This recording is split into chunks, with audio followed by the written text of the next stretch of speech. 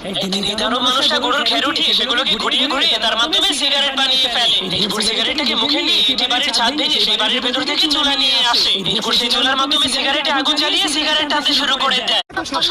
কিন্তু তখনই সেই দানবের ভয়ে গ্রামের সব মানুষ গ্রাম ছেড়ে পালিয়ে যেতে থাকে। এছাড়া সেই গ্রামের রাজা সবাইকে বলতে শুরু করে, যে ব্যক্তি এই দানবটাকে গ্রাম থেকে বের করে দিতে পারবে তাকে আমি আমার মেয়ের সঙ্গে বিয়ে করিয়ে দেব। কিন্তু সেই ভয়ঙ্কর দানবের ভয়ে রাজার কথায় কেউই রাজি হয় না। কিন্তু তখনই এই দুটা মাছি মারতে গিয়ে তার মাথায় সেই দানবটাকেও মারার জন্য একটা আইডিয়া চলে আসে। এই জন্য সে অনেক খুশি হয়ে গ্রামের সবাইকে বলতে শুরু করে, আমি সেই দানবটাকে মেরে রাজার মেয়েকে বিয়ে করব। যার কারণে হঠাৎ করে ইঁদুরের সেই কথাটা পুরো রাজ্যের সবাই জেনে যায়। এই জন্য রাজার সেনাপতিও সেই কথাটা শুনতে পেরে জলদি করে রাজার কাছে গিয়ে সেটা জানিয়ে দেয়। কিছুক্ষণ পরে সেনাপতি সেই ইঁদুরটাকে ধরে রাজার সামনে নিয়ে আসে। তখন রাজা সেই ইঁদুরকে জিজ্ঞেস করে, কিভাবে তুমি এত বড় দানবকে মেরে ফেলবে? কিন্তু তখন ইঁদুরটা বলতে শুরু করে, আম্মা আম্মা আম্মা আম্মা আম্মা আম্মা তুম্বা তুম্বা বুম্বা বুম্বা। তখন তার কথা শুনে রাজা অনেক অবাক হয়ে বলতে শুরু করে, কেউ ধরে সেই বড়